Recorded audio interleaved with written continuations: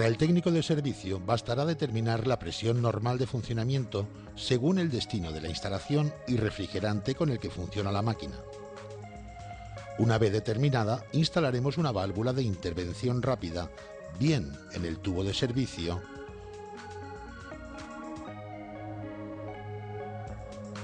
o en el tubo de aspiración del compresor, en este caso teniendo la precaución de instalarla en el tubo de cobre y lo más lejos posible de la unión entre el cobre y el aluminio, ya que después tendremos que tapar el agujero con soldadura.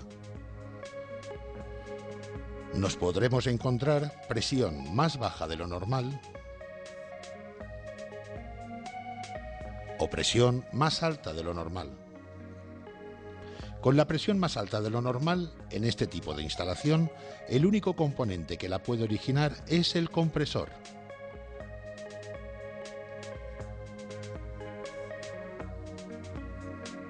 Debido a que no aspira ni comprime el refrigerante, por lo que la presión de baja, o sea, la de aspiración, es alta con respecto a la de trabajo normal.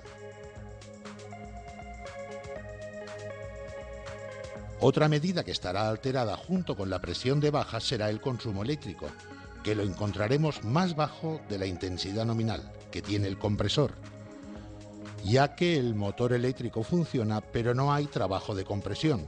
Sustituyendo el compresor y efectuando el vacío y carga de refrigerante, la avería se da por solucionada.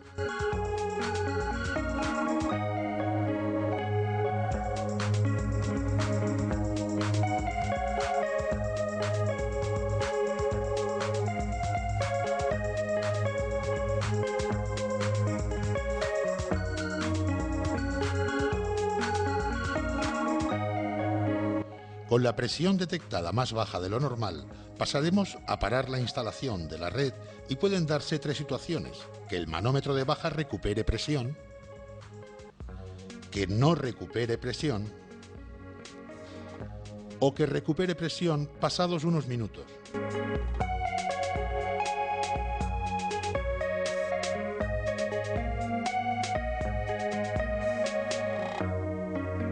Si el manómetro recupera presión, el diagnóstico de la avería es fuga de refrigerante.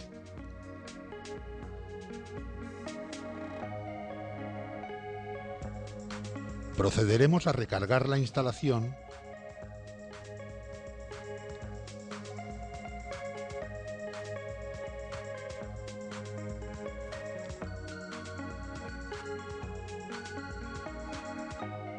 y buscar la fuga en el circuito visto con la instalación desconectada de la red eléctrica.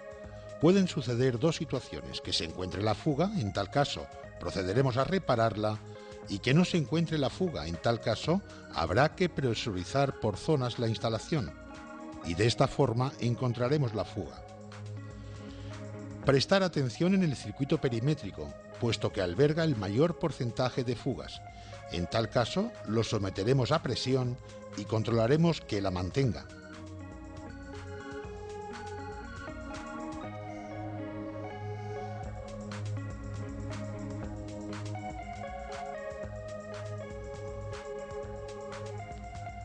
En caso contrario, lo anularemos y exteriormente le instalaremos la misma largada que hemos anulado con una nueva parrilla condensadora adicional. Por último, haremos el vacío y carga de la instalación. En caso de no estar la fuga en el circuito perimétrico, someteremos a presión el circuito evaporador, o sea, desde el comienzo del capilar al tubo de aspiración. De esta forma tendremos la seguridad de localizar en qué circuito está la fuga.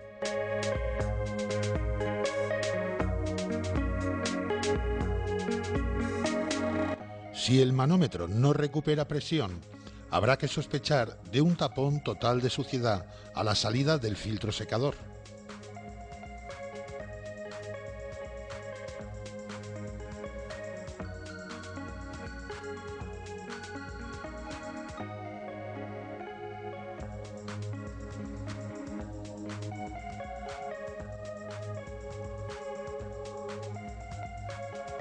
Haremos barridos parciales con nitrógeno a toda la instalación.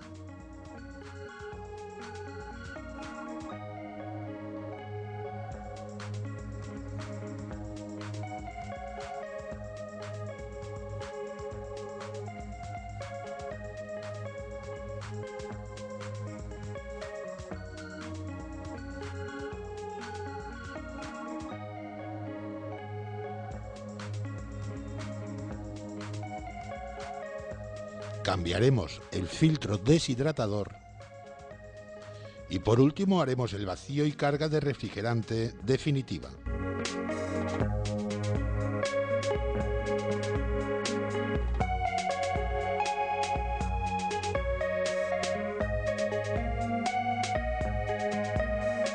Si el manómetro recupera presión a los pocos minutos, debemos sospechar de un tapón de humedad a la entrada del capilar al evaporador debido a su congelación, por lo que pasaremos a cortar el filtro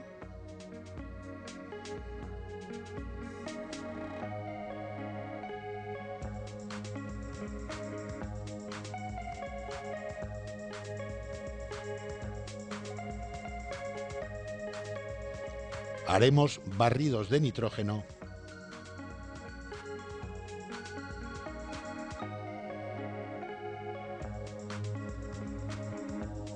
sobredimensionaremos el filtro secador.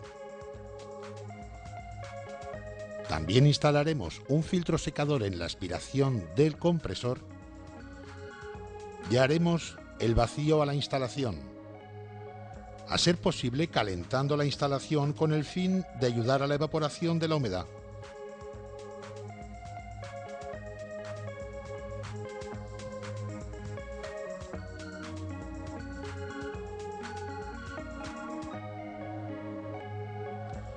Romperemos 3 veces este vacío .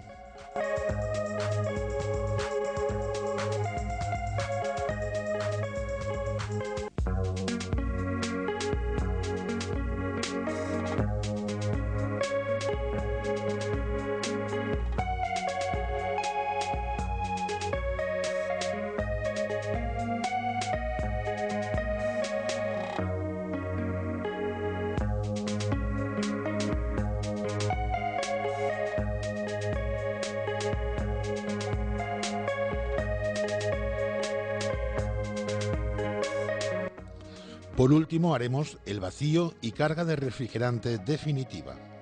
En caso de volverse a taponar, repetiremos los barridos y vacíos hasta conseguir la completa deshidratación de la instalación. Es aconsejable en este caso sustituir el aceite del motor, debido a que puede contener parte de la humedad.